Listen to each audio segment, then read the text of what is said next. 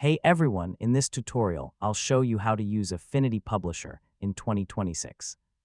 So if you want to create brochures, books, magazines, resumes, or professional documents, this beginner guide will help you get started step by step.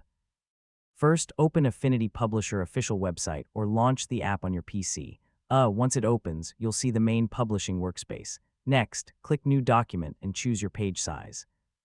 So you can select templates for books, flyers, magazines, or custom layouts. Now use the text tool and image frame tool to add content. You can place paragraphs, titles, and photos anywhere on the page. So adjust fonts, colors, spacing, and alignment to make your design look professional.